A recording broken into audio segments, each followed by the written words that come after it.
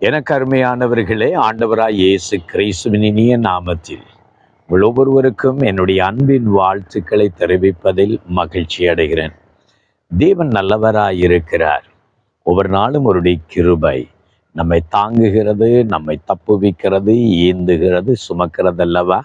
இந்த தேவன் என்றென்றைக்கும் உள்ள சதா காலங்களிலும் நம்முடைய தேவனாயிருந்து நம்மை நடத்தி செல்லுவார். ஹல்லேலூயா. தேவன் நமக்கு கொடுத்திருக்கிற ஒரு பெரிய கிருபையின் வரம் ஞானம் என்கிறதை நாம் அறிந்து கொள்ள வேண்டும். ஞானம் இந்த உலகத்திலே எல்லாவற்றையும் விட மேலானது. பொன் வெள்ளியை பார்க்கிலும் தேவ ஞானம் பெரிதாகவே இருக்கிறதாக பார்க்கிறோம். அதனாலதான் வேதம் சொல்லுது, மகனே நீ ஞானத்தை தேடி கண்டடை என்று சொல்லுகிறது.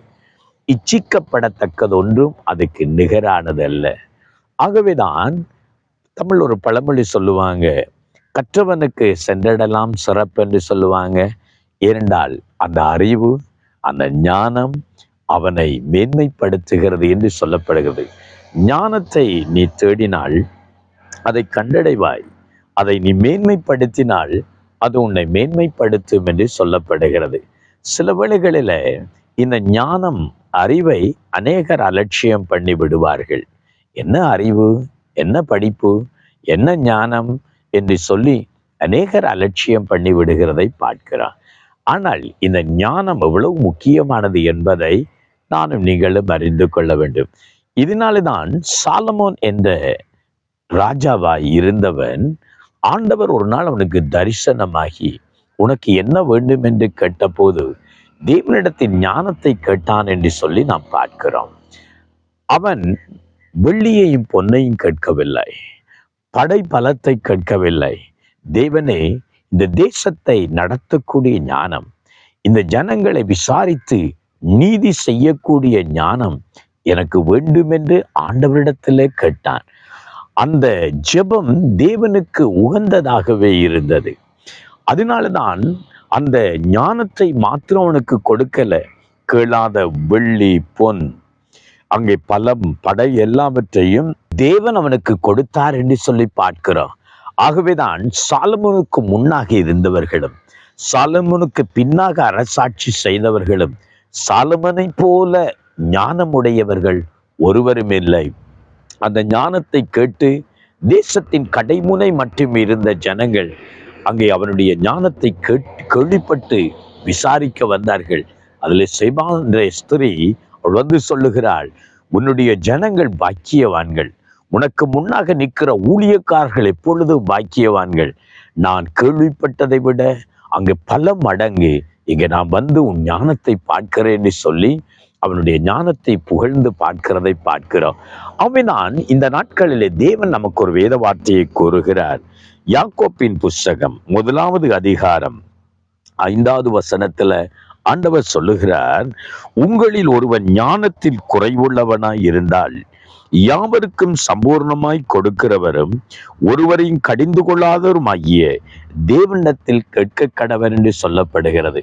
சில வேளைகளில் நீங்கள் சொல்லலாம், எனக்கு படிப்பறிவே இல்லை, எனக்கு அதிகம் நான் படித்ததில்லை, எனக்கு ஆங்கிலம் பேச தெரியாது, சிங்களம் பேச தெரியாது, எனக்கு தமிழ் கூட சரியாய் பேச தெரியாது, எனக்கு இலக்கியம் வராது, இலக்கணம் வராது அப்படின்றெல்லாம் நீங்க சொல்லலாம். ஆனால் தேவனிடத்தில் அந்த ஞானத்தை கேளுங்கள். ஞானம் என்பது பரத்திலிருந்து தேவனால் கொடுக்கப்படுகிற ஒன்று. ஆகவே எந்த மனிதனையும் அவன் ஞானத்தினால் நிரப்ப முடியும். அன்றைக்கு சாலமோன் ஞானத்தை கேட்டான், ஆண்டவர் அந்த ஞானத்தை கொடுத்தார். இன்றைக்கும் தேவனிடத்தில், ஆண்டவரே எனக்கு ஒன்றும் தெரியல ஆண்டவரே, அந்த ஞானத்தினால் என்னை நிரப்பும் என்று கேளுங்கள். சில வேளைகளை படிக்கிற பிள்ளைகளாக இருந்தால் படிப்பே எனக்கு வருவதில்லை, ஞாபக சக்தியே எனக்கு இருக்குதில்லை, இந்த பாடமே எனக்கு விளங்குதில்லை என்று சொன்னா, ஆண்டவரே எனக்கு இந்த பாடத்தை விளங்கி கொள்ள ஞானத்தை தாரும் என்று கேளுங்கள். சில வேளையில் ஒரு வேலை செய்கிறவளாய் இருந்தால், அந்த வேலை ஸ்தலத்தில் நீங்கள் ஒரு வேலை பழகிறவளாய் இருந்தால், ஆண்டவரே இந்த வேலையை என்னால் கண்டுபிடிக்க முடியலை, இந்த வேலையை எனக்கு அழகாக நேர்த்தியாக செய்ய முடியலை, ஆண்டவரே இந்த வேலையை கற்றுக்கொள்ளுகிற ஞானத்தை எனக்கு தாரும் என்று நீங்கள் கேட்கலாம். ஒரு வேளைகளில் நீங்கள் உங்களுடைய வாழ்க்கையில குடும்பத்தை நடத்துகிறவர்களாய் இருந்தால் ஒரு ஸ்திரீயா இருந்தால், கணவனா இருந்தால், என் குடும்பத்தை நடத்துவது எப்படி என்று தெரியல, என் கணவனோடு வாழ்வது எப்படி என்று தெரியல, என் மனைவி எப்படி நடத்துவது என்று தெரியல, என் பிள்ளைகளை வளர்ப்பது எப்படி என்று தெரியல, ஆண்டவரே ஞானத்தினால் என்னை நிரப்பும் என்று கேட்டு பாருங்கள். ஊழியம் செய்கிறவர்களாய் இருந்தால், ஆண்டவரே இந்த சபையை நடத்துவது எப்படி என்று தெரியல, இந்த ஜனங்களை விசாரிப்பது எப்படி என்று தெரியல, எனக்கு ஞானத்தை தாரும் என்று நீங்கள் கேட்டு பாருங்கள். ஒரு வேளையில தேசத்திலே ஒரு அதிகாரியாய், ஒரு ஆளுநராய் இருந்தால், ஆண்டவரே இந்த தேசத்தை எப்படி நடத்த வேண்டும், எப்படி ஜனங்களுக்கு நீதி செய்ய வேண்டும், நியாயம் செய்ய வேண்டும் என்று ஆண்டவரிடத்தில் ஞானத்தை கேட்டு பாருங்கள். சம்பூர்ணமாய் கொடுக்கிற ஆண்டவர், ஒருவரையும் கடிந்து கொள்ளாத ஆண்டவர் பரத்தி ஞானத்தினால் உங்களை நிரப்புவார். ஹல்லேலூயா. ஜெபம் பண்ணுவோமா? ஆண்டவரே இந்த ஞானத்தின் ஆவி எனக்கு தாரும் என்று கேட்போமா?